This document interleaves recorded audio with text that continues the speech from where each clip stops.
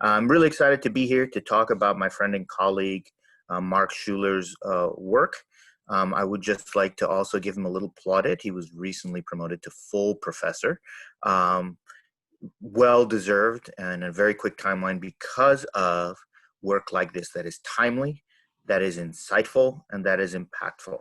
Luckily we haven't had any major crises or catastrophes in the last 8 days. But I think we'll have a wonderful panel to discuss this. I'm just going to highlight the panelists. If you could just give quickly introduce yourself, and then we'll go back to Mark. And so just based on who I see on my board, we'll start with Reed. If you could introduce yourself. Hi, happy to be here. I'm Reed Scherer. I'm professor in geology and environmental geosciences. I'm an expert in climate change, mostly with respect to Antarctic ice sheet history and how it affects sea level around the world. Excellent. Thank you so much, Reed. Joe.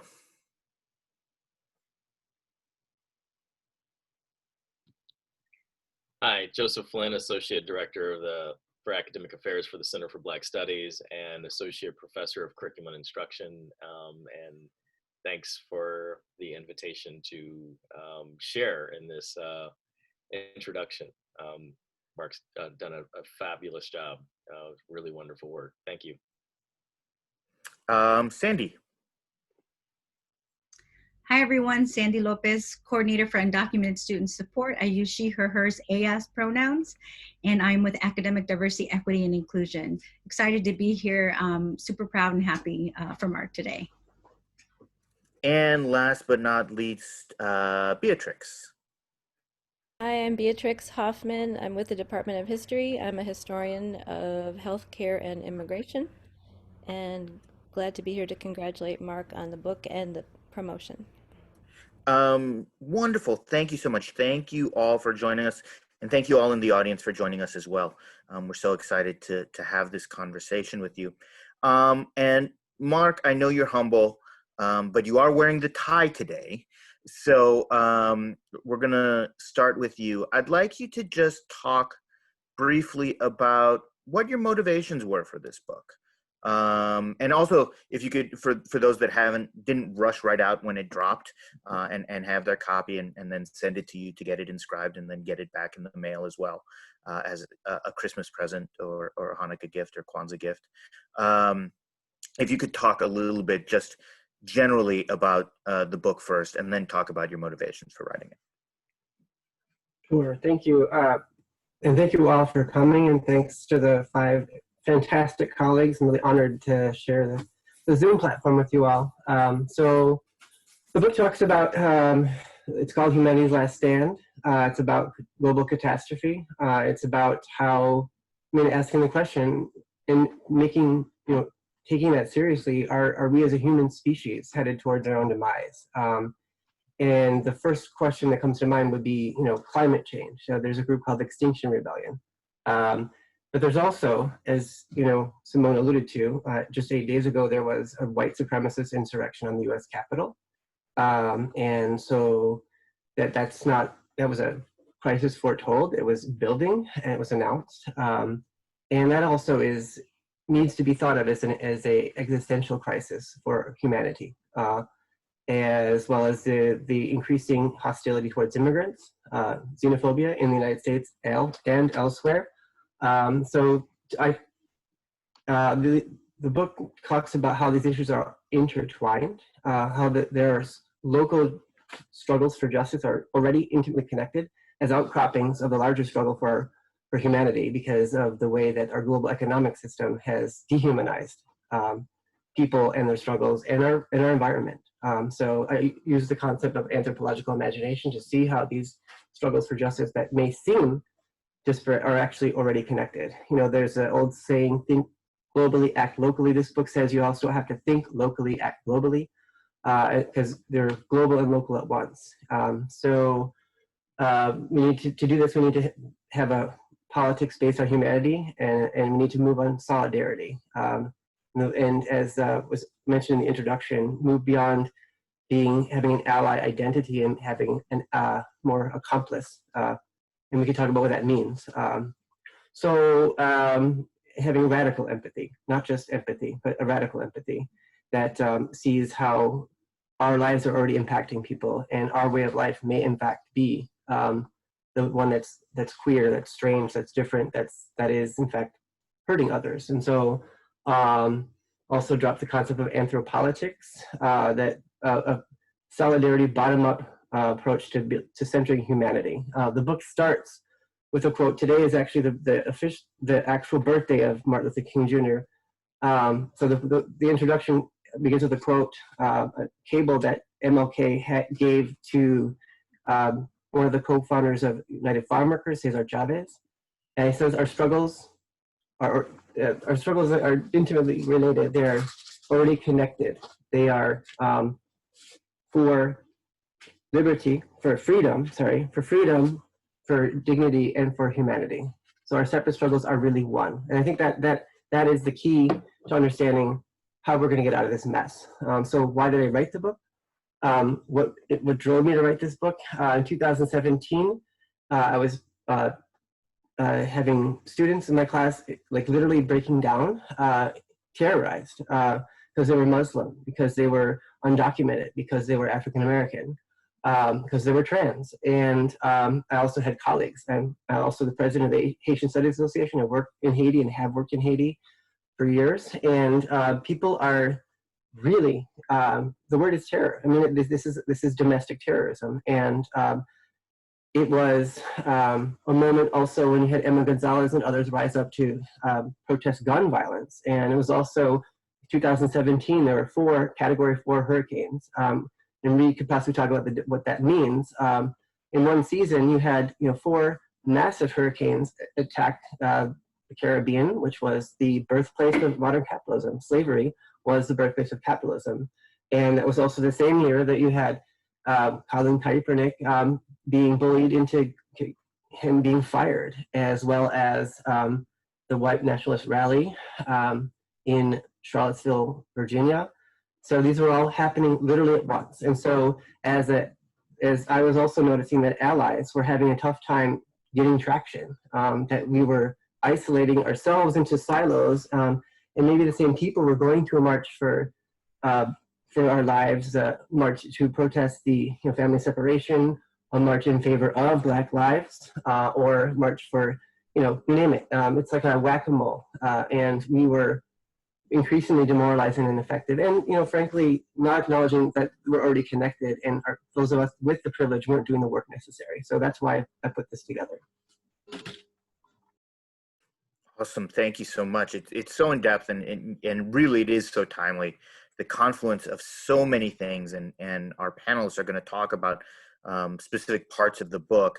And I'm actually going to jump to read first, in part because the book itself has a wonderful, if you can call it that, image of a storm battering a coastline, which ties in directly with your interests, Reed. So I was wondering if you could talk a little bit about what you found as someone that studies climate change, and how that relates to catastrophes and inequalities across the globe.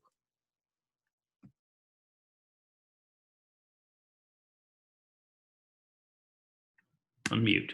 There you go. That's how often in the Zoom world have we said, unmute. Okay. Well, climate change is something that we've known about for a very long time, and it's not a new concept. The fact that it has been rejected as part of a massive disinformation campaign for decades. If you go back to Al Gore's Earth in the Balance, 1992, Earth in the Balance, Ecology and the Human Spirit, he talks about the things that are happening that people are refusing to accept.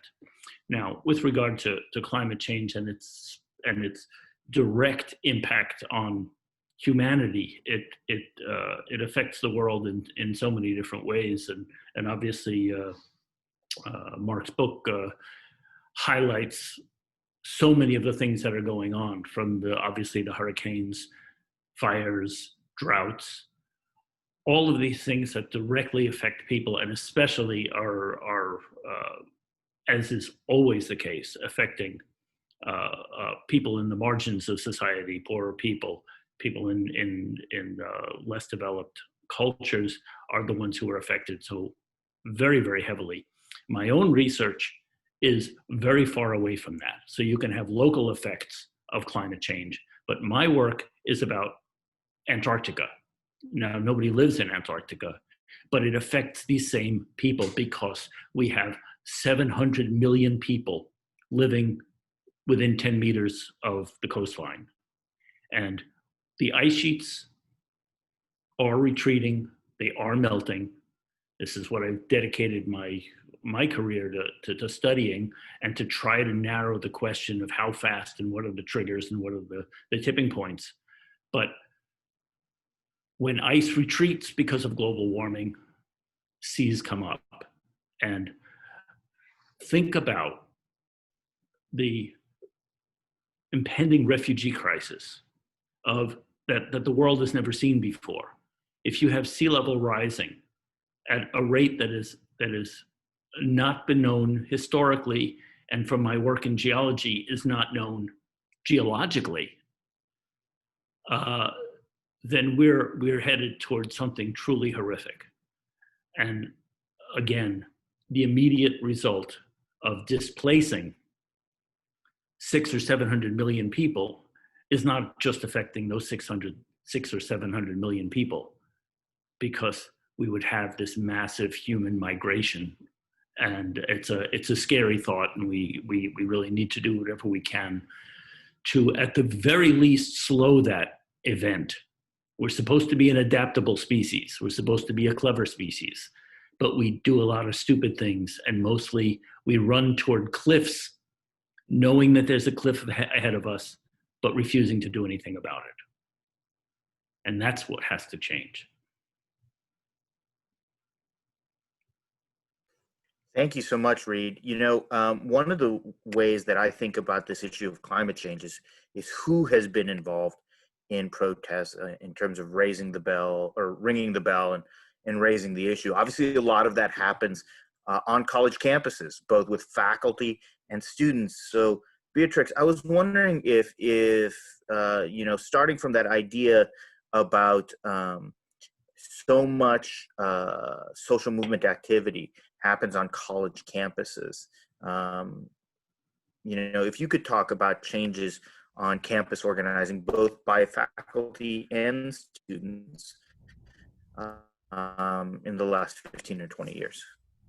Well, you read my mind, Simone. That's exactly what I'd love to talk about.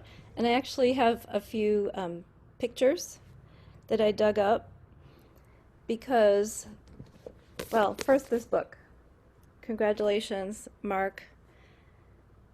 So in the history profession, we might call this a synthesis, which is a book that really summarizes what came before and puts it all together, but also moves us forward. So really moves the field forward. But, you know, unlike historical syntheses, what Mark is doing here is also bring it all together in a call to action. And his chapter on public higher education really made me think about student and faculty activism and how that's changed over time. And I'll just mention a couple points that Mark makes in that chapter. So he talks about public higher education, including places like NIU, being really under siege since the 1980s with the rise of the neoliberal university. And the meaning of what a public education is has really shifted, and it's become increasingly seen as a private benefit rather than a public good. So we see things like huge decrease in state funding for public universities. And we see things like students being increasingly forced to bear the brunt of the cost of their education. In the 60s, California had free tuition in its state universities, and other states had very, very affordable tuition. And now public higher education tuition is in some places equivalent to a private education. So student tuition has gone up. In order to pay for that, student loan debt, of course, has increased hugely, and has become, in some cases, a lifelong burden for students. And so these changes that Mark describes in the chapter really reinforce, he argues very well, the inequalities in the larger society. And one really powerful example he brings up is that at the same time state funding for higher education has decreased, the funding, of course, for prisons has increased. And I have absolutely seen these changes myself occur over my career as in public higher education. But of course, there's been pushback against these changes, and a lot of that has been because of students organizing and getting together to both defend their right to education, but also to get involved in these other issues, these global issues that Mark also talks about. So if I have just a couple more minutes, I promise not to take too long. I wanted to share some photos, but if you'd rather, Simone, go on to somebody else and come back to me later, we could do that too, and I'll share the photos then, whichever. No, share the photos now. Pictures are always good. We like pictures. Am I able to share screen? I think Jane. It looks like I can. Wonderful. So this is going to show my age. I was a college student back in the 80s, and I attended a public university, the University of Massachusetts, and I was very involved in activism. So our discussion today inspired me to go back and look at how student activism might have changed over time. So some of the actions I was involved in as an undergrad are now in an archive at UMass. So that's how I found these photos. And I think you'll see that the issues that we were concerned with in the 80s really touch upon a lot of the topics in Mark's book. So I'll just briefly summarize what's going on here. So there's some graffiti. These also illustrate the types of actions we took, not just the issues. That the graffiti reads CIA out of UMass. So we were making connections between CIA recruitment on our campus and what was happening in Central America at the time, when our government was funding death squads and it was funding a counter-revolution in Nicaragua. So that's what these crosses represent, are people killed in El Salvador. And below that is a banner that makes a connection, and maybe this is an example of starting to make these connections that Mark talks about, connecting student activism, because this was a banner in honor of a student at the University of El Salvador who was murdered. And then on the bottom left, that is a protest against nuclear war, global, not just catastrophe, but annihilation, which was very much in the front of everyone's minds in the 80s. And this is an action that's called a die-in, where everybody just lay down on the ground to illustrate what the impact of a nuclear war could be.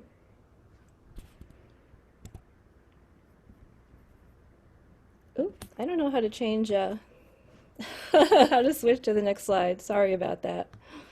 Anyway, I think that's probably enough to show you what we were doing in the 80s. And I had some observations on how activism I've seen at NIU compares with back then, but I'm happy to wait to talk about that more until the discussion. Great. Well, you provide me with a great segue to Sandy Lopez, who's been so involved in her very short time at NIU, only 20 years now? 29?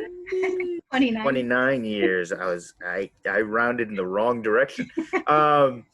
But you know, to take some of those ideas that Beatrix was talking about, and then if you could frame them around issues of immigration in particular, since obviously it's all, you know, it's interesting. People think immigration is a new topic, but I mean, historically speaking, it's always been a hot button topic, no matter what century you're in. But certainly since Trump started his campaign 5 years ago, and I'm sure there will be some flailing shot at immigrants in the next, 5 days for sure.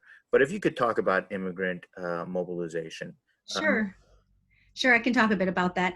Definitely my work that I have done alongside students from Dream Action NIU, a student organization that started in 2009, the year before I arrived at the Center for Latino and Latin American Studies, which was my home for some years there until I transitioned over to the new position for Coordinator for Undocumented Student Support. But truly, what's unique for our students at NIU is the fact that they led the activism on campus. When I talk to people from U of I or from UIC or even Northeastern, they said that a lot of the faculty and staff did a lot of the activism there, but what's unique to NIU is that it was truly organic from the students. And what's more is that it was the undocumented students who did this. And it wasn't up until about 2010.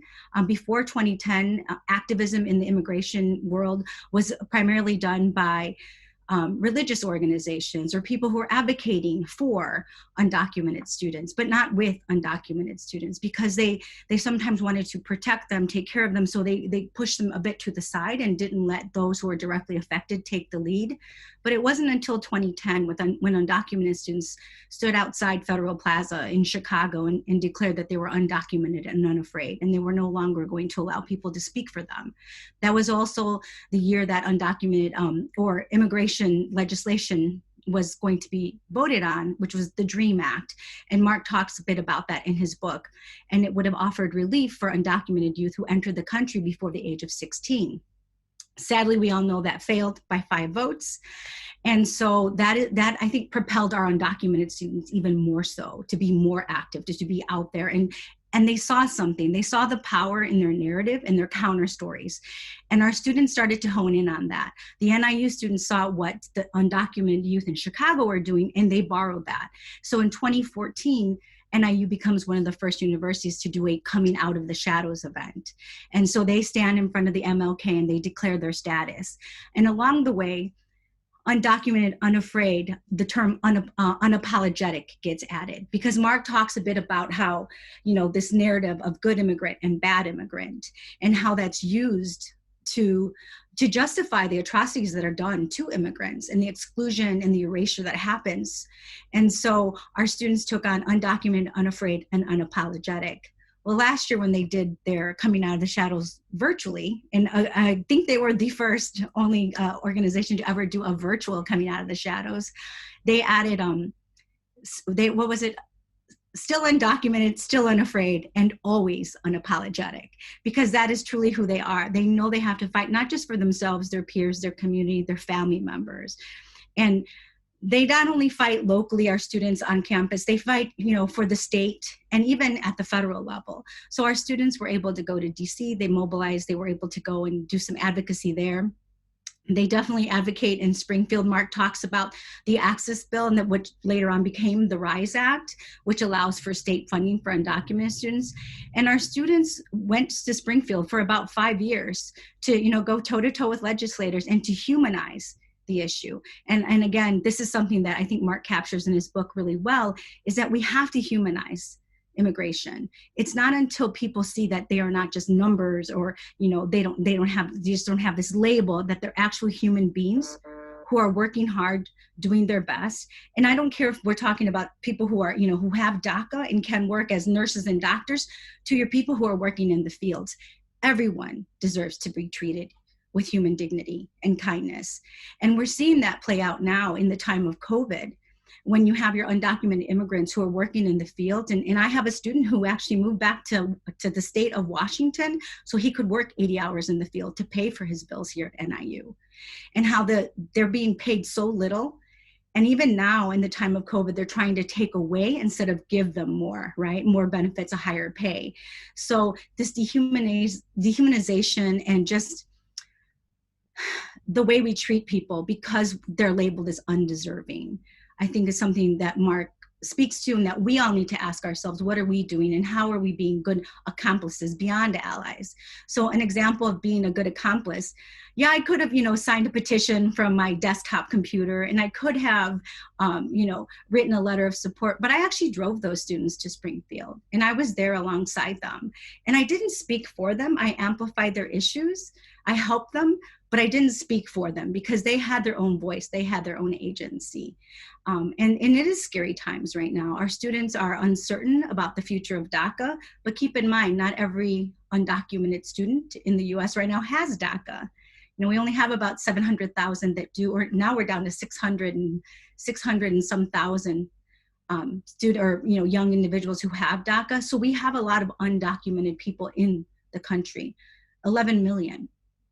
And many don't have that protection, and many don't have the ability to work in the US. So we do have to look at these people, look at these stories, and listen to them, and stop treating them less than human, less than deserving. And I think that the students here on campus, and I'm very proud not just to work with students on campus, but in the state of Illinois, and the work that I do with Mark and others through an organization called Welcoming Western Counties. He speaks about a raid that happened in Cortland and the work that we did and how quickly a small group of people can make such a difference, right? Sometimes we feel overwhelmed by this, the idea of immigration reform. But if everyone can do a little bit, we can accomplish a lot. That last line is so true, and I hope everyone that's on this call is really taking that home and thinking about what we can all collectively do together to address some of the issues that Mark brings up in his book. So we started globally thinking about weather. We got a little bit more specific, talking about education, mobilization. We got a little bit more specific, talking about immigration rights, student activists here at NIU. But I want to turn to Joe now to take us, zoom us out a little bit, and think about something that Mark said in his introduction about the links between capitalism and slavery, and how all these interconnected pieces work to perpetuate inequality, both on the racial side and on other dimensions. But I wonder if you could just focus a little bit more, Joe, on the racial dynamics, both that Mark talks about and that you see connecting to some of your work and other issues more generally.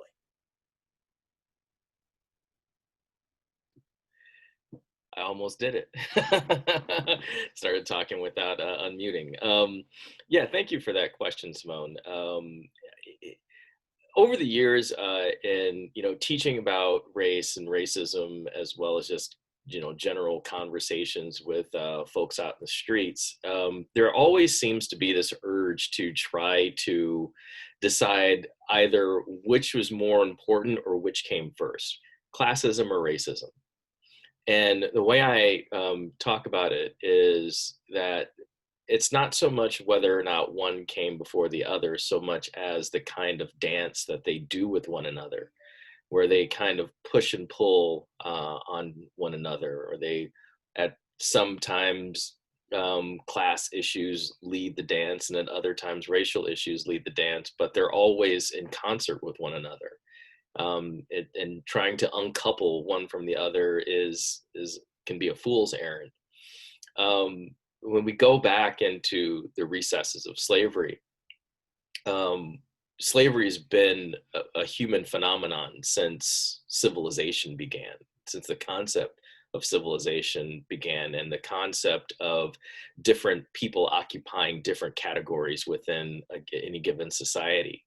And so, although slavery had always been connected to commerce, when we get to the rise of capitalism, capitalism in and of itself is in part birthed out of the transatlantic slave trade specifically.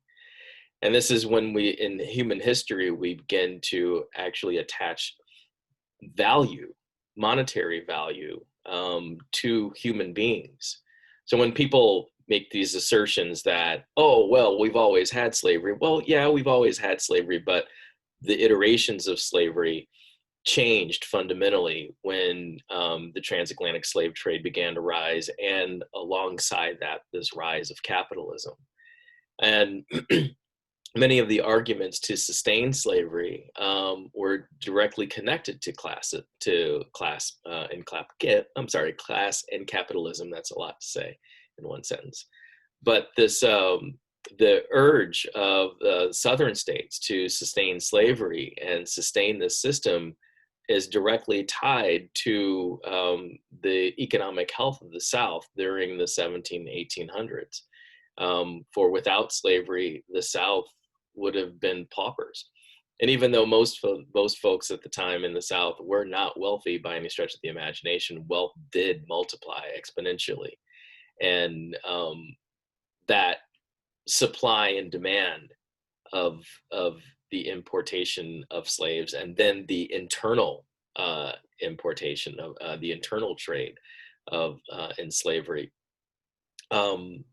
secured the economic future of the South, or at least the economic reality of the South.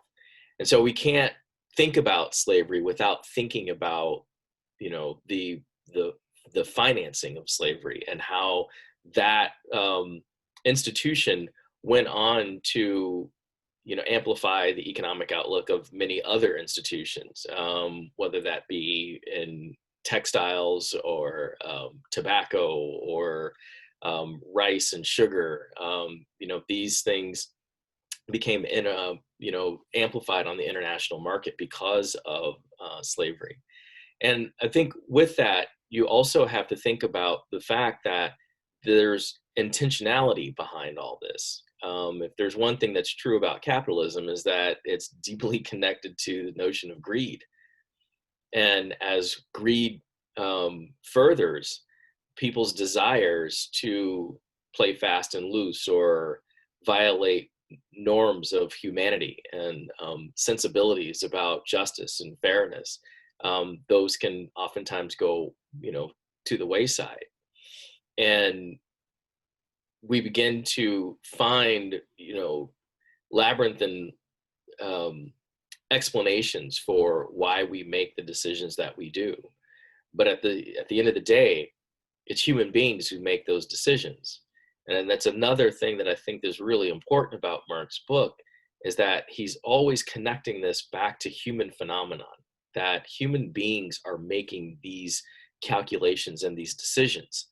And so the ways in which we treat each other, especially in regards to race, and then in regards to climate and immigration and all of these other matters of humanity, comes down to the simple sense of relationships that we have with one another and how we see the value of the people that we're sharing the planet with.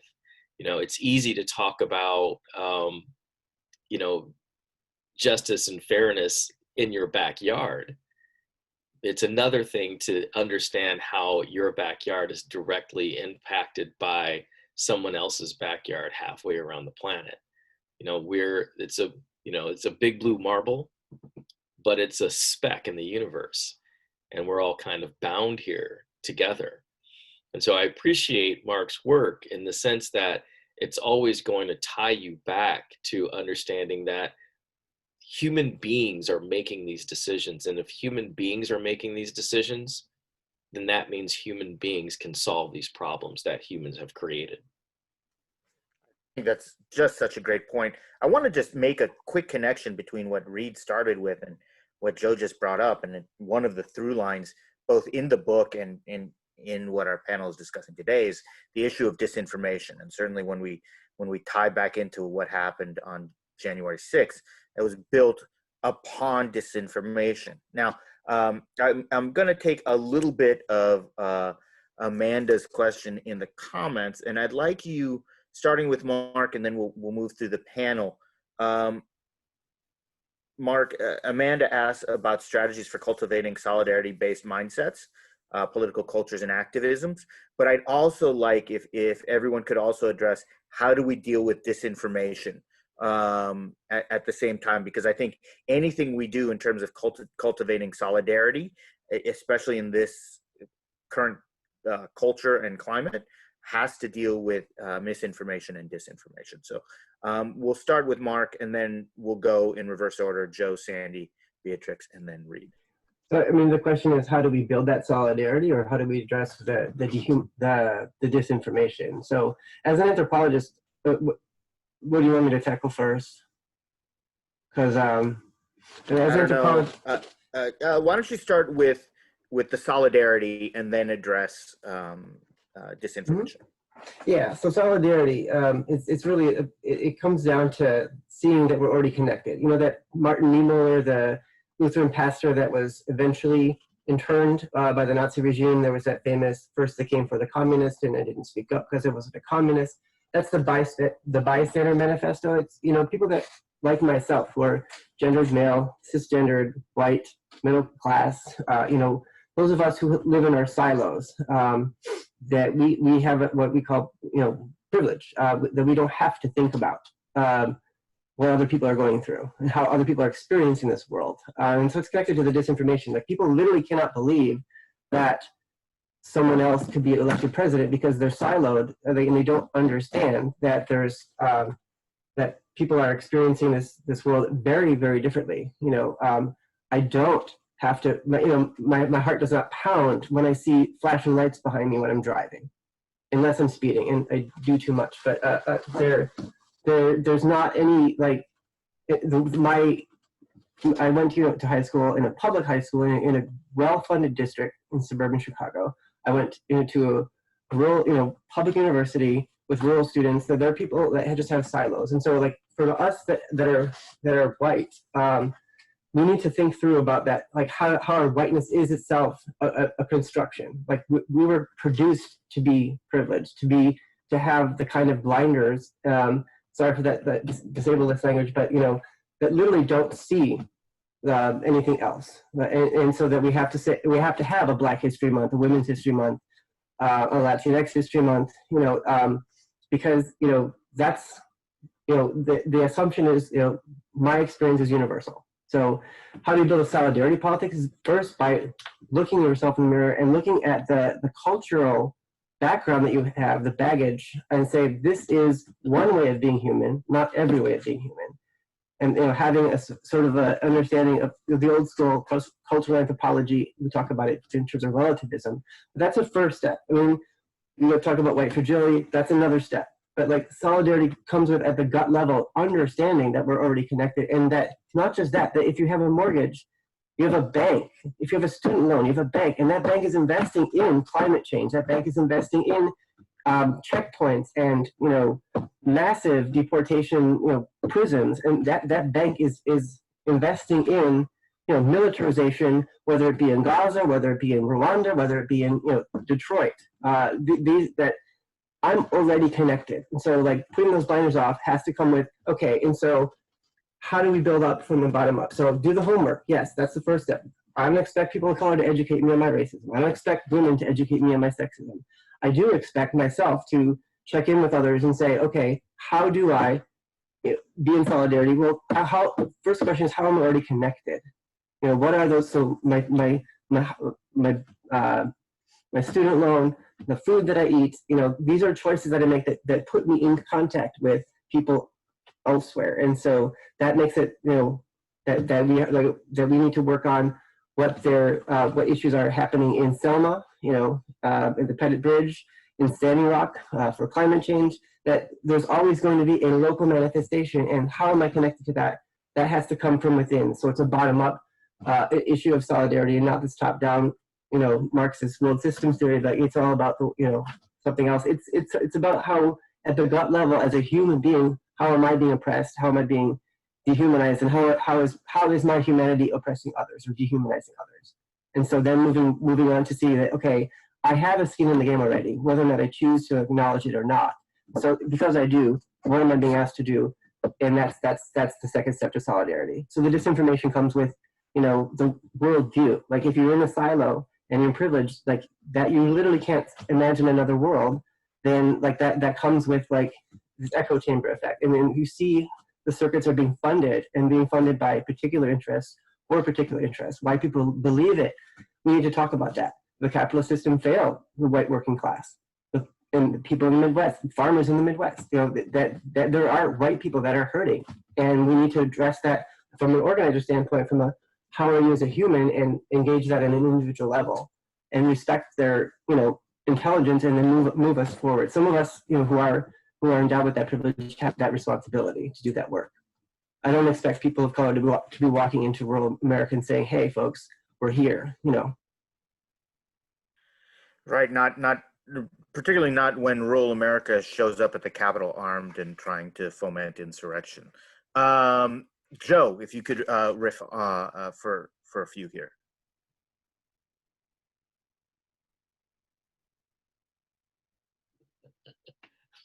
I'm getting so sick of doing that.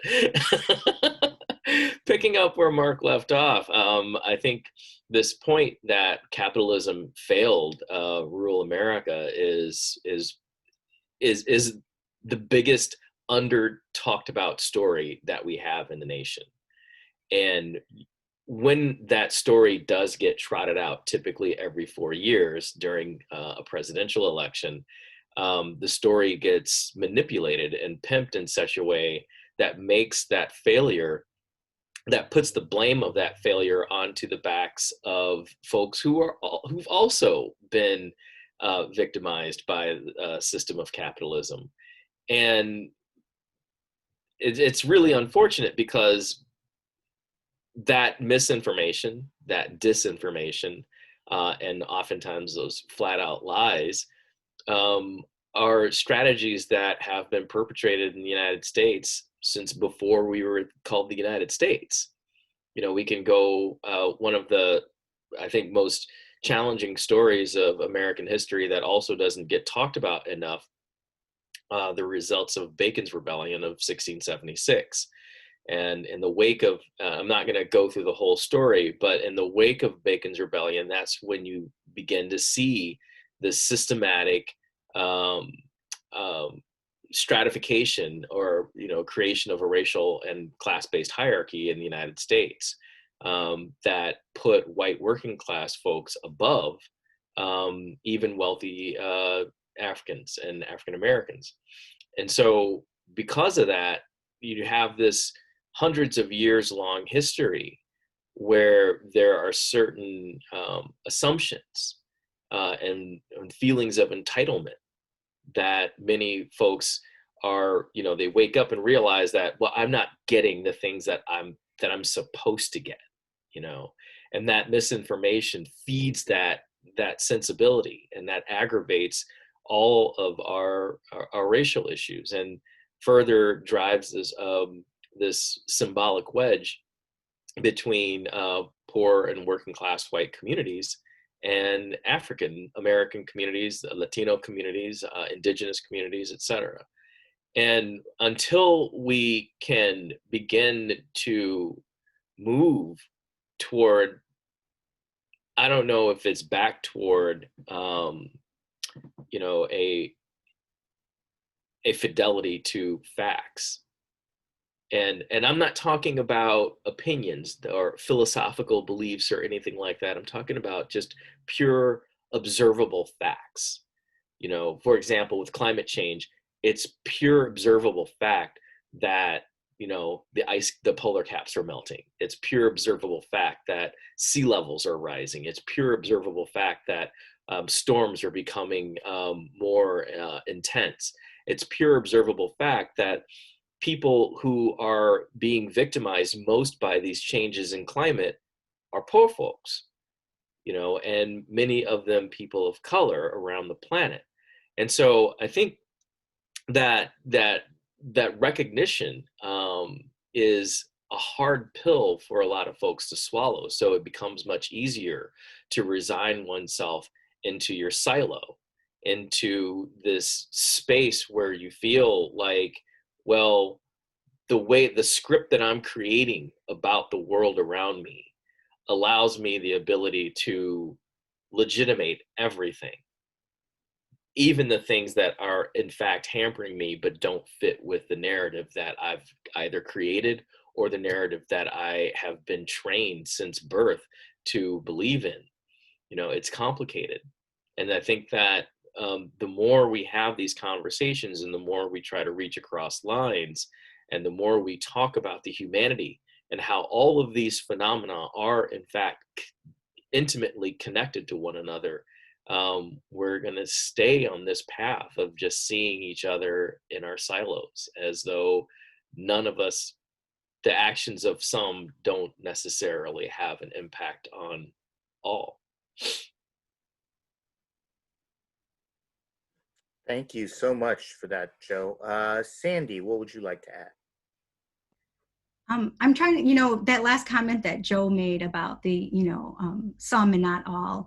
Obviously I'm going to bring it back to immigration for me because that's what I know best, I guess. And I think about that, how people don't think beyond undocumented, in meaning Mexican. Even Mexican, right? Not Latin America, not all the countries in Latin America, but just Mexican. And I remember, talking to people and saying, well, that's just a Latino issue. That's just a Mexican issue. Not understanding that we have, an influx of undocumented African students, an influx of undocumented Asian students. And to see that and to build those coalitions across ethnicities when you're fighting for different issues, but beyond just being undocumented, we have students who identify as queer, right? So how are we building all those different, intersections and advocating not just for one or not just for me, but for we and for more of us? And so I think it's so important to share that with students, especially on college campuses, that are, yes, your issue is important, but so is theirs, and their struggle is just equally important, right? And I always come back to that quote from Audre Lorde, where she says, there's no such thing as a single issue struggle because we do not live single issue lives. And I think once our students get that, right? Once they realize that they can build those coalitions across, issues and across ethnicities or struggles that they have, I think that goes a long way. And I'm going to promote something that Mark, not in his book, I don't think it's in the book, but Mark brought a retreat to campus called Power. He started that, and we're in our third iteration of it. Now it's the People's Organizing Weekend Empowerment Retreat, but we bring student leaders from different areas. And that truly, when we first started doing Power, that's when we saw our students, cross over from different issues and truly start to work as collectives and truly start to push forward and to be there for one another, right? You saw students from PRISM come through. You saw students from Black Student Union or Dream Action was going to Black Student. So that's where that collectiveness started to happen and to go beyond the me and the we. And so I think that's really important. And the other part I think we were talking about was how do we, what was the second part of that question? Humanize? Or disinformation. Okay, disinformation. But you can run with humanize. That works too. Okay, there is something that Mark talks about in the book, and I alluded to it earlier, was the humanization, right? And dehumanization is intentional. It has been all along, so that we don't, we justify how we treat people. And you think back to the Irish when they immigrated, right? You think back how they were seen when Native Americans were taken, land was taken, and they were seen as savage. And they did that to the Mexicans in the Mexican-American War too, right? They're savage, they're unworthy, they don't deserve to be treated. So this narrative comes back again and again. And particularly, we talk about this racist nativist talk that happens. And no one did it better, in my opinion, or since I've been active in the immigrant community, than Trump. Right? That racist narrative talk that others people and dehumanizes them and says that they're not worthy to be treated a certain way. And beyond that, not just immigrants. He did that for Black Lives Matters protesters and activists. And so how do we humanize them? How do we humanize people, who are tied to a certain issue? And yet other people are like, no, they're okay. They stormed the Capitol, but they're good people. There's good people there, right? But there's not good people in other areas. So it's so important for us to have conversations and humanize people and to say that you deserve to be treated as a human being, right? No matter what obstacle you're facing, what cause you're promoting. And so even Mark talks about in the book how we worked with now Board of Trustees Pritchard, right? He had never voted yes for anything immigrant friendly in Springfield. But the students, they started with him and they started sharing their story with him and started explaining why it was important. And the first time they interacted with him was for driver's license for undocumented students or undocumented immigrants in the state of Illinois. And he was like, well, why should I do that? Why do you deserve that?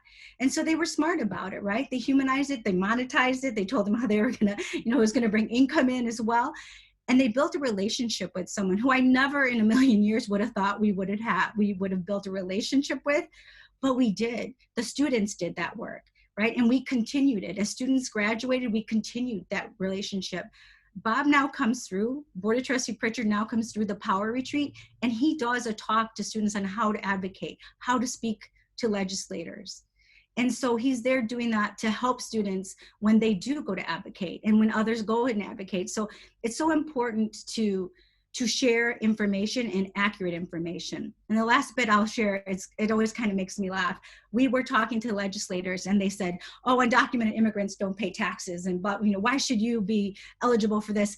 And one of the students pulled out her tax return and she's like, here you go, I do pay my taxes, and here's my, and the legislator's jaw just dropped. And then some other student hit, he's like, did you know they pay taxes? And someone's like, yeah, I do. But that was that moment where she educated the whole room, right? And there were people in there who didn't, they might have been supportive and they didn't even realize that immigrants pay taxes. So yes, having facts, coming back, sharing stories, humanizing, those are all ways that you can battle disinformation. But at the end of the day, there are some people who, no matter what you come with, no matter what facts, what they believe is what they believe. And then you just walk away, hopefully respectfully, right? But you have to at least try. If we don't try, then we're no better off. We at least have to attempt those conversations and with kindness, right? And not to get so heated, which is easier said than done sometimes, but we have to attempt to have those conversations and to have those disagreements, excuse me, have those disagreements, but at least have them and throw, and share that education and point them in the right direction. That's absolutely right. I mean, I think the two key takeaways there at the end is we have to at least try to have those conversations, but also we have to know when it's time to walk away, because it's not actually good for our mental health to keep beating our heads against the wall with someone that denies facts and denies reality. Beatrix, do you have anything to add on these notes, on this line of thought? Wow, I'm like so inspired by this discussion. I'm like out of breath. That was amazing. Disinformation, of course, the university has a huge role to play in combating that. So that's another reason to defend public higher education. This is where students are taught and practice how to use evidence. So like Joe was saying, what are the verifiable facts? This is where we train students to recognize those and to avoid disinformation. And I guess I just really want true. Oh, sorry. Oh, that's fine. I just want to keep this whole conversation going about activism, because I actually kind of want to turn a question back on Mark, because we've talked about like two things. So I think we need to look at when movements have succeeded. So look at examples of success and why and how they succeeded. Sandy gave us a couple great examples, I think also of the divestment movement from South Africa that ended up being this global movement, started locally but spread globally and really actually created that change.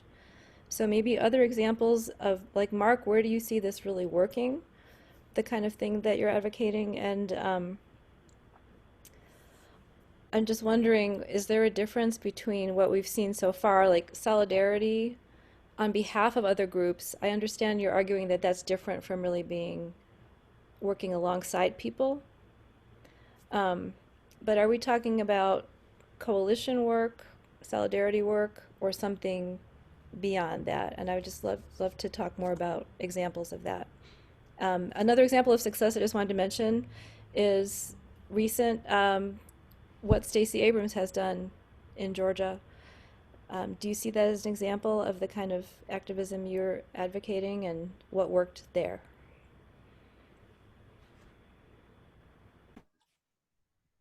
My esteemed moderator colleague, Simone, we'll get back to Reed, I hope, but should I go? Okay, so where is this working? So first of all, I was, one of my inspirations for the book was Robin Kelly's Freedom Dreams, and it doesn't matter that the outcome is successful, it's what imaginaries people are having of the future, of a future period. Like right now, like even imagining post-COVID was hard for a lot of people, still hard for a lot of people. Imagining that we'll have some successful something next Wednesday is hard for some people, you know. But so with that aside, like where people are making these successful, an example I ended chapter 4 with was the coalition between organized communities against deportations and Black Youth Project 100 against the gang database. So like pulling together and like this, that there is something there to work together on, because it's ensnaring both communities. And you know the ways in which the what was called the prison industrial complex morphed into the immigration industrial complex or deportation industrial complex. Another point of solidarity where folks are actively making these connections. Another successful example would be Standing Rock, which the local community was not using the words climate change initially, and so mainstream organizations, no offense to the mainstream organizations, but they were latecomers to that because they were focused on the Keystone and having a victory with Obama.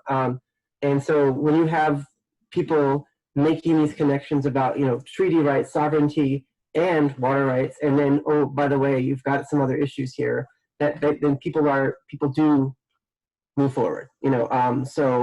Yes, Stacey Abrams is a clear example. There's other Black women who are, you know, doing also amazing work in Georgia that wouldn't have been possible without the work of a ton of organizers on the ground. But it's that is a model for where to move forward. The difference between coalitions and solidarity politics, I had a great critical feedback from one of the people that read chapter 2. It was their comment was basically, you're limiting yourself when you're using the word coalitional politics. Those coalitions can be temporary and are temporary and for a specific purpose, and that reinforces people's individual single issue lives, to riff off of what Sandy was saying about Audre Lorde.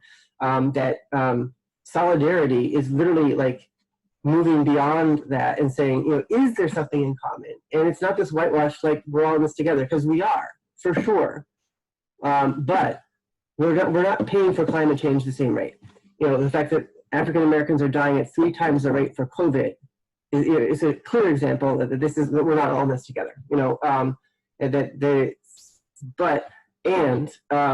if you look at the movement demands, the word humanity comes up in all of the vital movements right now for global justice. You know, for Black Lives Matter is about humanity, Dreamers about humanity, Extinction Rebellion and the climate strikes about humanity. And so what is it about humanity that people are envisioning right now, and how is that project a radical critique of how we are dehumanized? You know, so looking for so I use the analogy of pulling at the loose threads. Like, so let's work here. And so, like, what is it that we're doing here? How are we connected to this community in Haiti? I work in Haiti, and I come back to Haiti every chapter because that's where my education is. That's what the system of global capitalism looks like on the end of it that is extracted from. That was a clunky sentence, but you know, it's an extractive system, and so global capitalism depended on imperialism and colonialism, which white supremacist institutions. So resources were taken from and sent to somewhere else. And so Haiti is at the losing end of and the Caribbean in general is at the losing end of global capitalism. And so to look for what it actually looks like is to look there. And so I also get my inspiration there for movements that are speaking up for regional solidarity projects like Petrocaribe and other sorts of politics, coalitional politics or solidarity politics regarding immigration. Haitian people were the largest group being detained post-COVID. And so like that there is some solidarity being created between the Salvadoran community that was also I don't want to use that word. It was used, but so the president made a comment in 2018 that denigrated the whole continent of Africa and, you know, El Salvador, Haiti. So there are specific networks like the Black Alliance for Just Immigration they're making these like solidarity movements to bring different constituencies together. So what those of us who are finding ourselves in the majority or finding themselves in the privileged position, solidarity looks different. It is a little bit about like the self-education about the long game. So we're experiencing climate change because we in the West, white people in the United States and northern Europe, North America, allow the pollution of other people's environments because we dehumanize them in the first place. So we have to have that the understanding of the radical empathy that the long game, having anthropolitics is having a long game, meaning that it will come for us. It is already coming for some of us, and until we value every person who dies from COVID and not just a statistic, we're going to continue to deny it as a political prize. We're reaching a 400,000 mark in the United States, so having humanizing every person who is a victim will make it more difficult for us to side with the people that are perpetrating.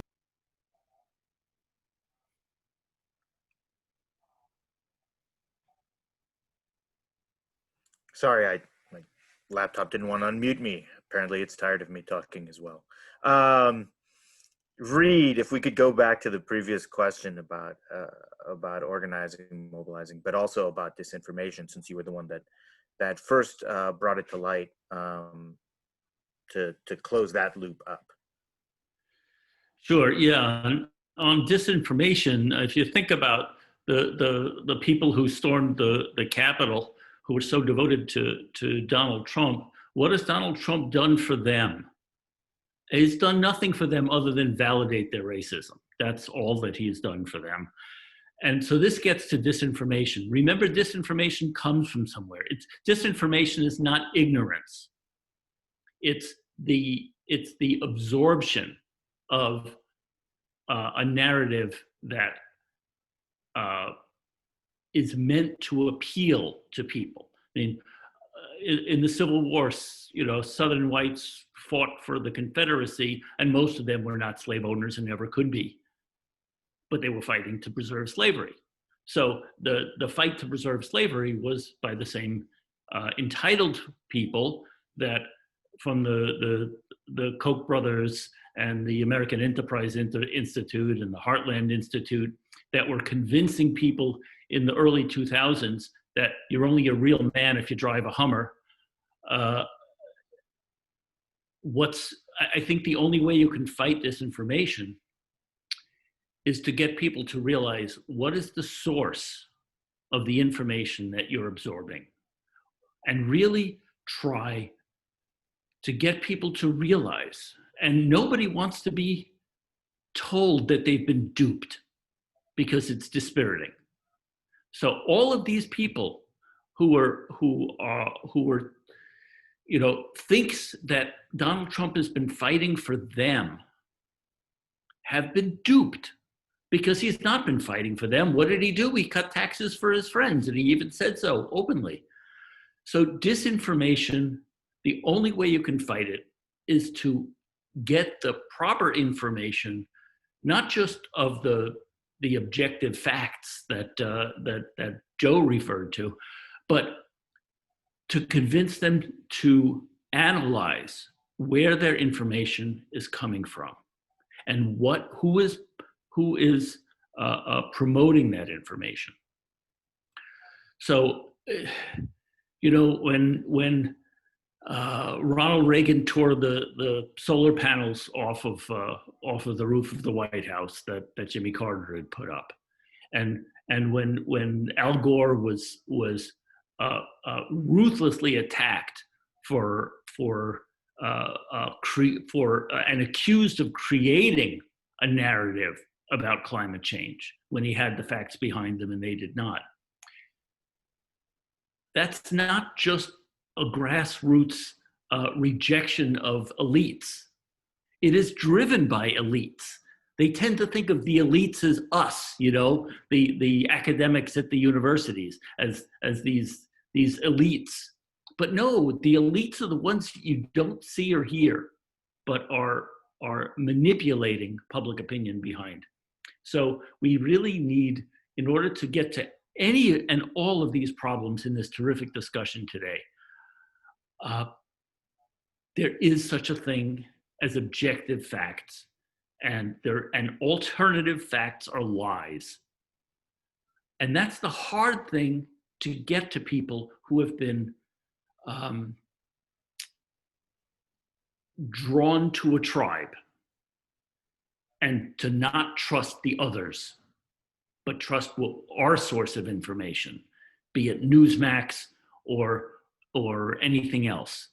So how we bring that cultural change where people will take a step back and analyze the information that they're getting before they embrace it to the point where they're driven to a fanaticism.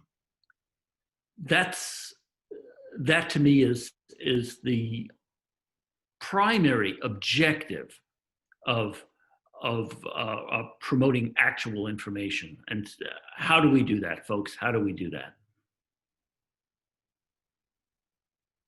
And also, one more thing that gets to the climate change: how do we have hope? Because it's so easy to fall into despair when we see things, coming apart around us, whether we're talking about climate change or our very culture. So I want to build up. Oh, go, Joe. Go. I hope my comment ties this together. But as Reed was talking, it was making me think about the power of knowledge and the importance of literacy, of learning, of critical thinking, all these skills that many of us as educators promote to our students and in our communities. And it reminded me of during the emancipation of the enslaved in 1865, there were a few activities that were, high priority for newly freed Black folks. And that, of course, was to find some way of making money, to reunite with family members that had been lost or taken away from them in oftentimes dehumanized ways, and to become educated, to learn. There was a thirst, a zest, a desire for knowledge, having an understanding of what it means to have a literacy held from you, or literacy under the under the gun, literally. Many slaves could be killed for learning how to read. And I think about that in regards to the folks that stormed the Capitol, and the fact that year in and year out of misinformation and disinformation compounding on itself with this population of people, it really is a testament to how the furthering of capitalism and the capitalist dream, the notion that, if you work hard, you succeed, right? And if you work hard and succeed, you can be one of the movers and shakers. You can be a millionaire. All you got to do is work hard. And that myth gets repeated to people day in and day out for years and years and years and years and years, to the point that it becomes an expectation. And for some folks, we don't necessarily live with that expectation, while others are manipulated and pimped by that expectation.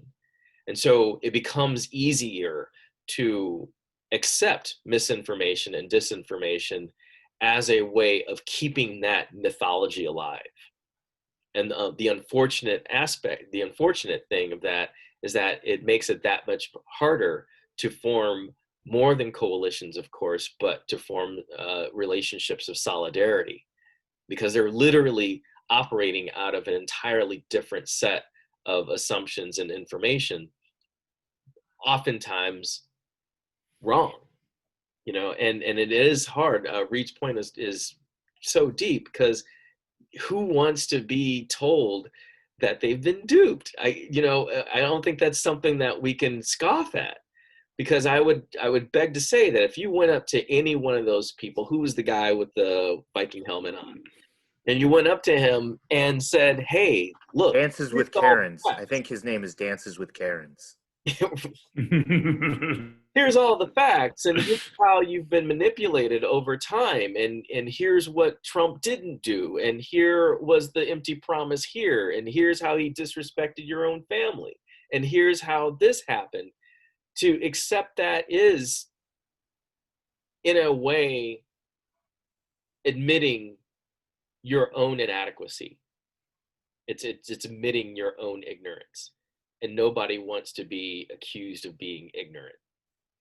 You know, and it's just it's a merry-go-round that keeps going around and around and around. And I sitting here in this moment, although I am optimistic about the progress of humanity, I am stumped.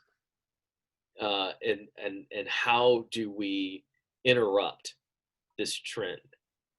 And it's a trend that's been going on for centuries. I actually want to just highlight a comment Beatrix made in the comments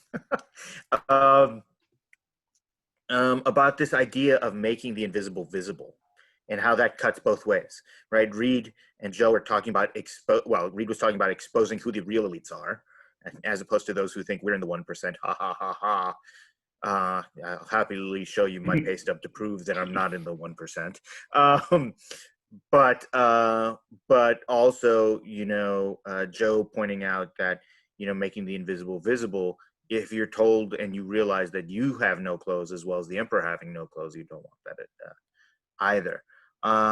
But, you know, Beatrix, I wanted to see if you wanted to expand on that a little bit more and tug on that thread a little bit. I was more kind of summarizing what we've already been talking about. It was a comment, not a question.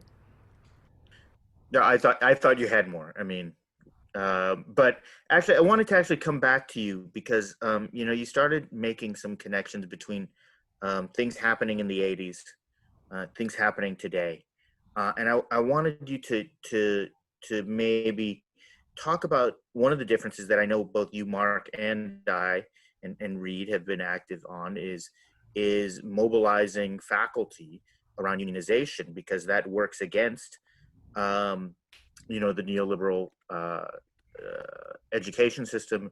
It works against disinformation campaigns. You know, I wonder if you could talk about that and maybe the potential for faculty unions, for instructor unions to work with students to create sustained, meaningful change on our campuses. Sure. Well, many of you know that we just recently succeeded in creating a faculty union at NIU after 20 years of trying, and we got a really good contract. And how that fits into this narrative or this push toward solidarity, I still have a lot of questions about that. So unionization in some ways can reinforce the silos that we've been talking about, that we're here just for our own members. We want to get benefits for one particular group, one particular industry, one particular career definition. And that kind of work, which unions do, because they do need to get benefits, they do need to get improvements for their members, is very time consuming. So that really works against solidarity. But I do think that there are ways that we've already started to work toward doing the kind of work that makes a union more of a solidarity organization. So not just for us, but also, for example, for the instructors who have a separate union, we could do more to reach out to them and work together, as some other campuses have done. That would be one way of getting through our silos. One of the things where I think we've been more successful has been with the family and medical leave policy, because that was something that our members from the start, you know, we knew that that was not just about us, that was about a whole problem that we're facing in this country that has zero paid family leave for anybody. And so even just making one campus have a small success in that field can have an impact on this wider injustice and inequity. So that's just a start, but we hopefully we can build on that. And we also have a ways to go in working together with students. Maybe some other folks would like to talk about that. Mark, do you want to take that one? I'll also hand it to Sandy because she does a fantastic job of working with students. But I will say that that the trade union model, my colleague Tiffany Willoughby-Herrard did a fantastic book about the foundations of the apartheid regime in South Africa. She talked about how the Carnegie Commission created the conditions for this being possible, and the arrangement with Eugene V. Debs, who was a socialist, a white socialist, and the failure of imagination to include Black and Latinx and Chinese and other people of color in the movement probably did more to damage there was a socialist dream in the early 1900s, and that could have led to transformation. And having failed that, the civil rights movement was forced to just have the transformation within a capitalist paradigm and not have the transformational justice as possible. I will say that the 2019 teacher strike that Simone could talk more about was about unions being vehicles for social justice, and they were bargaining for the community and with the community. And so that there are models for unions being vehicles for social justice. We need to do our work. That being said, if there's any political scientists here, they'll know better, and please correct me if I'm wrong, but the two biggest predictors for white folks voting Democrat in elections like Georgia are education level, but even more so union membership. So union membership does mitigate some of the privilege of whiteness. The manipulation is, we can talk about how that there's the hypermasculinity of, for example, the auto workers in the Rust Belt states going red in 2016. We can talk more about that later, but I'd say, working with students, there are ways in which we encourage people to think creatively about what it is that they're doing, and listening to students and having real, not just BS, like community engagement projects that are about transformation and not just about how many hours you work and just doing stuff in the community just to do stuff. I think there are potentials for students to be very instrumental in educating us. I learned about undocumented folks in part because I work in Haiti, but because of a student. And I got involved because, she came to me and said, there's this, I can't pronounce it, Ayotzinapa, the 43 students that were killed in Mexico. Like there were ways in which students can transform the curriculum, and if we create spaces for deliberative community engagement in a way that's based on a platform of social justice. I teach a class on social engagement, which led to Sandy, thank you for that really nice, it was a group of us that worked on power. I did a little bit to keep the idea going, but this class, the community engagement class, necessitated an intensive training, which is how I got to be an organizer in the first place. I wanted to replicate that experience. But Sandy, your work with the students speaks for itself in terms of your particular office wouldn't exist if it weren't for your work with students and Dream Action. I guess I can talk a little bit about that and the work that we do. I think to go back to how do you engage students and how do we get students to do this work or to see others is to honor our students, right? I always share that they are knowledge holders and content creators, and oftentimes what they have, what their ancestors have, their families, or I always say your abuelas, your abuelos, your grandmother, your grandfather, your ancestors bring is not honored in our spaces.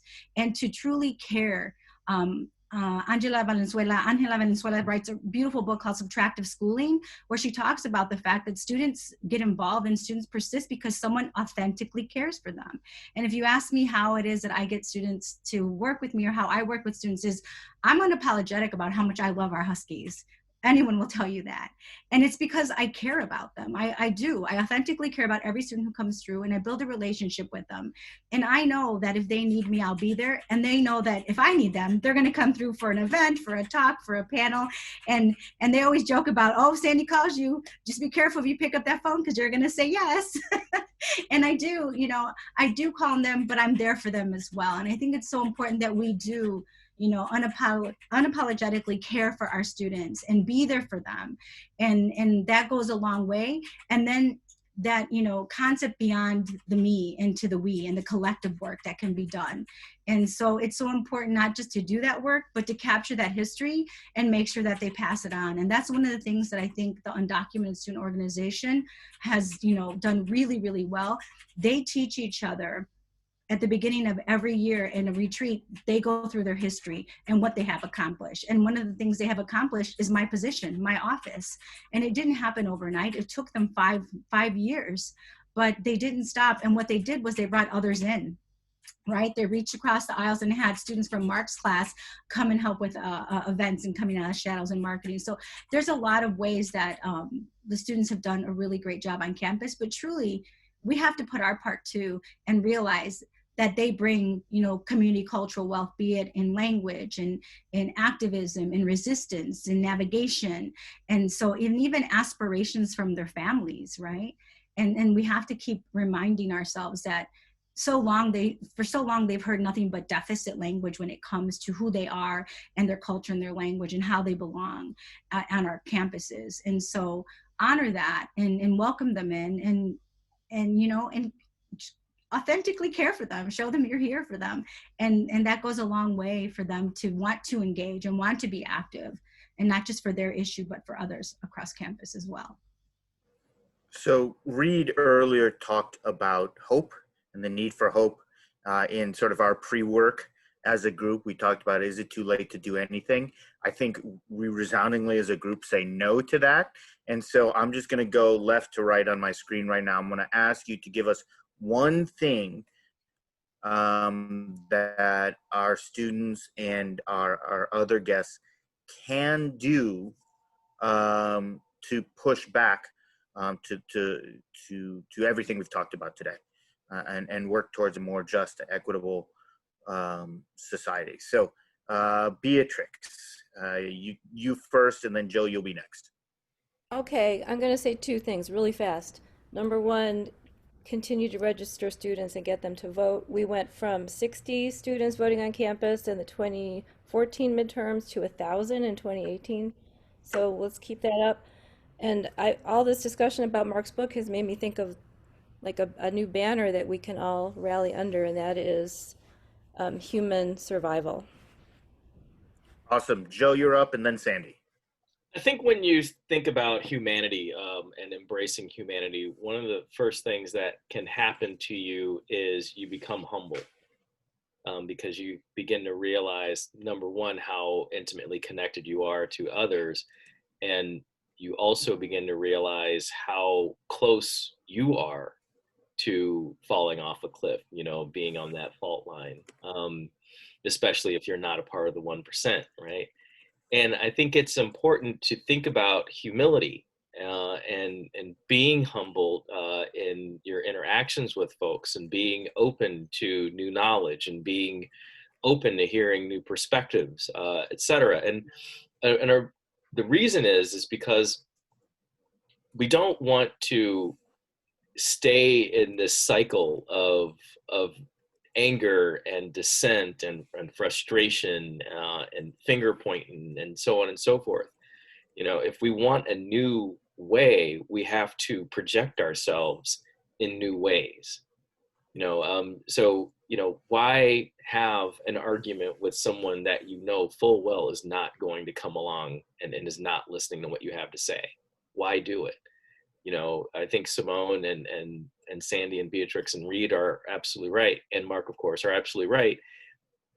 Don't engage that. Don't take that bait, because all it does is it ends up being a competition about who gets the best shots in, and not who is getting closer to truth. And through truth and through humility, I think that's those are the seeds of, seeing society and engaging society in a different way. And as a really short anecdote to highlight that, I was in a session yesterday working with some teachers, and we were talking about the concept of, replacing judgment with curiosity. Because, when you just judge people, you're oftentimes operating out of stereotypes and assumptions and not, what's actually happening with this person. Where is this person coming from? Why is this person doing the things that they're doing? And so I had started using an example of Dylan Roof and the notion of, I'm really interested. Yeah, we can talk about how horrible what he did was, and yeah, he definitely deserves to be brought to justice. But where did that come from? Why? What were the factors in that child's life that sent him down that path? And are there ways that we can work together as a community to ward off that kind of slipping into moral oblivion that Mr. Roof perpetrated? And I think the only way we can really do that is by always remembering that, yeah, that was a human being that committed that act.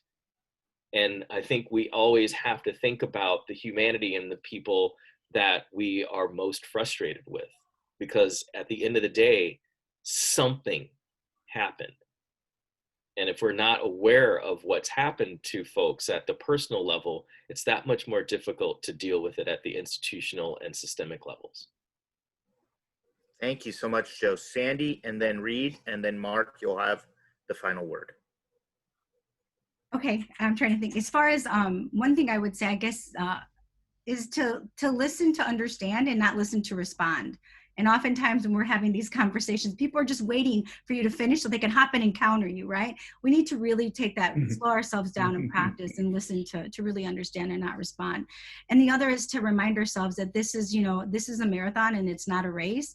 And truly to run this marathon in a relay style where when you get tired, send someone else to the front, because it's so exhausting. Since 2016, I have been tired, but we have to keep moving. We have to keep going. And truly, I'll have to say it, Simon, rebellions are built on hope. So we have to keep moving forward. We have to hold on to hope. You made Mark stay there too. Reed and then Mark. Okay, well, despite it all, I do remain optimistic. I wish that we had implemented Al Gore's global Marshall Plan for the environment and for humanity, but we didn't, and it was ridiculed. So it's almost 30 years later, and but I look especially at my daughter's generation, and they are. I mean, yes, there are the Dylan Roofs of that age. But and Dylan Roof somehow thought that by doing the horrible thing that he did, it was going to trigger this great and glorious race war. And it's like, no, no. So people often have an inflated sense of their jihad, but as I've said a couple of times today, objective reality exists. And I think the rising generation that we have now is far more willing to embrace rational analysis than has come over the last couple of decades. It always, humanity seems to only respond when there's a real crisis. Even though a crisis is building, you don't do anything about it until it's actually there. And the current generation, if I can generalize, because I think it's representing very many of them, are so much more willing to embrace the diversity, to embrace the multiculturalism, and to embrace objective facts. And so I do hold some hope. And with regard to climate change in general and my field, people will sink into despair because they think, oh, we've so screwed it up, it's already too late. And you know what? it takes a long time to build something. We can't stop global warming, but the latest modeling, just to speak to one very specific thing in my own field, and there are similar things in other fields. The West Antarctic ice sheet is the thing we've been concerned about for 40 years, although it wasn't in the public's mind until, in fact, I'll mention it again, in Al Gore's book, I met him when he was writing that book, and some of my PhD work is actually mentioned in it about the West Antarctic ice sheet. And we know so much more about it. We know how vulnerable it is, and we know that it is moving toward collapse, which will rise sea level. But we have learned so much more about the complexity of the climate system that we also have a very good reason to believe that reducing CO2 emissions will slow that event. It reacts very quickly. So we'll never get back to pre-industrial within the next couple of 100 years. But we can delay the worst effects if we start taking action. And so taking action is hard. People are like cats, Cats don't like to change the way they do things. They don't like it if you're moving to a new house. And they also never like to be told what to do. But ultimately change happens and the cats adapt.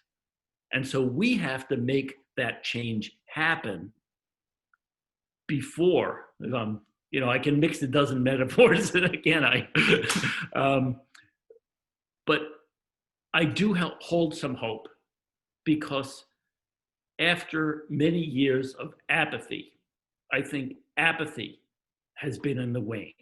I think people are getting much more involved. You just look at the turnout in the vote most recently. On both sides, it showed that people are engaged, and that's important. So yeah, I wish we were usually like mixed metaphors are my job, Reed. But we're professors. We do it all the time. That's right. But before Mark gets to his final comment, I would just like to thank everyone that's here. I know we're a little bit past 3:30, but I guarantee you what Mark has to say will be golden. He denies it, but we all know his greatness. And also, just again, to encourage you all to pick up a copy of the book. Mark is also not such a strong capitalist that if it falls off the back of a truck or ends up in a PDF, he will not come after you, unlike Disney. And so with that, I turn it over to Mark to close us out today. I mean, speaking of Disney, is Sandy going to be charged for like the quote from? No. I think that's okay. I think they're okay because it would promote Rogue One, which is a phenomenal. Okay, yeah. So rebellions are built. Yeah, so rebellions are built on hope for sure. And everything that I want to endorse everything that everyone has said.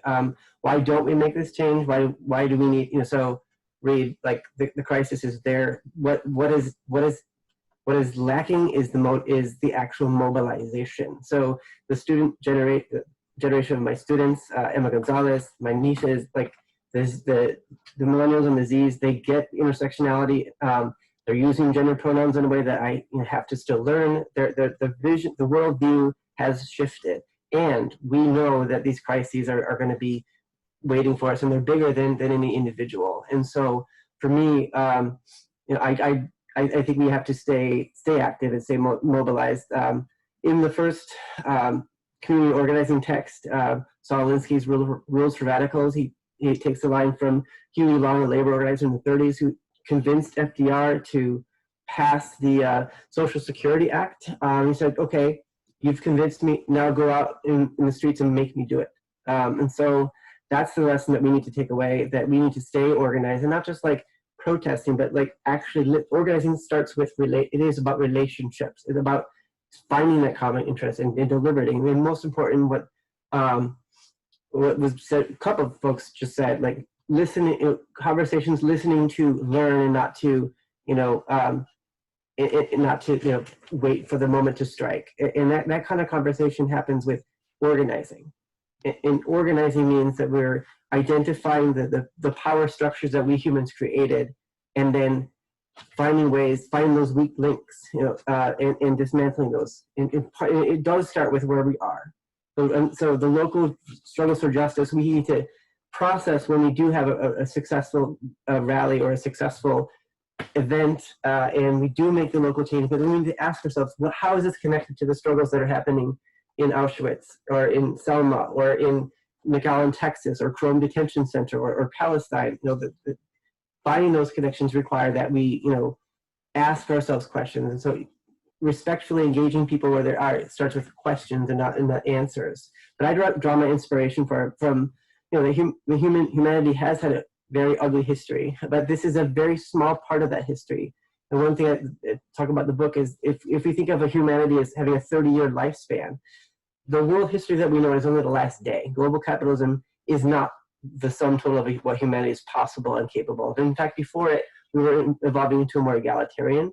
And so I draw my inspiration from the first generation of enslaved people revolted and marooned and created communities that were self-sustained. That in Panama, the Bayanos, they were working on a vision of justice that is based on cooperation, collectivism, and linking activism with production. And if you go forward to what's happening in Jackson, Mississippi, Plant Chicago, some really great community development in Detroit, or all over the global South in terms of like the landless peasants movement in Brazil, the Zapatistas in Chiapas, and the Petro Caribe, the solidarity between South-South.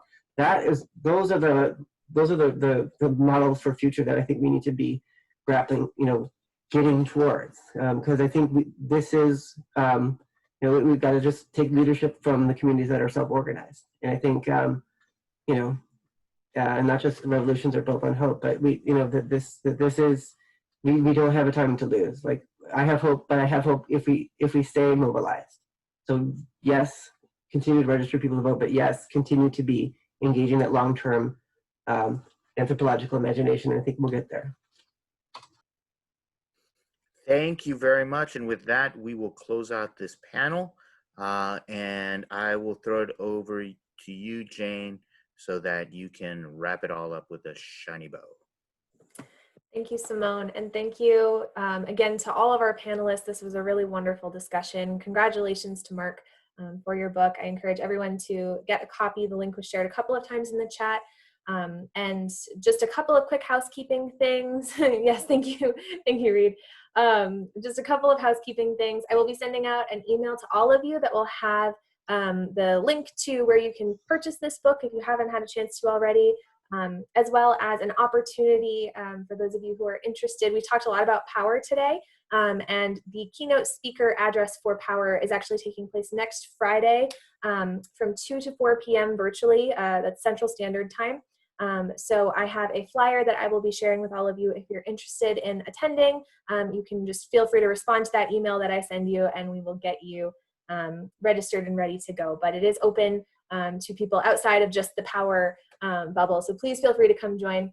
Our keynote speaker is Grace Chan McKibben, who is the executive director of the Coalition for a Better Chinese American Community. She has done some really fantastic work in fundraising and strategic partnerships. She has collaborated with 20+ organizations to form the Chinese American Complete Count Committee of Chicago, which is a long name for a really wonderful organization, and has just done some great work. It's going to be a really inspiring way to continue to learn how to mobilize and do this work effectively. And also we are giving away 2 copies of Mark's book. So if you registered today, you have already been enrolled in this raffle. We'll be doing a random number generator, and if you win, you will get a signed copy of this book, and we will reach out to you if you want to get your mailing address and shipping and all of that with COVID. So we'll make it happen.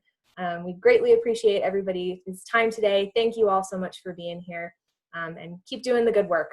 Hey, before we leave, we got to give love to Simone. He did a great job. He did a great job. Conversation. Absolutely. Thank you, Simone, as always. Thank you. I love doing it. I'm getting really good at it now. So. Amen. Yeah, the second best on campus. That's right. That's right. At least alphabetically. All right. Thank you all. Thank you all for coming. Have a good rest of your day. Thanks, Thank everybody. you. Have a great and day. Congratulations, Mark. Congratulations, Awesome job. Mark. Mark, can you stay on with Jane?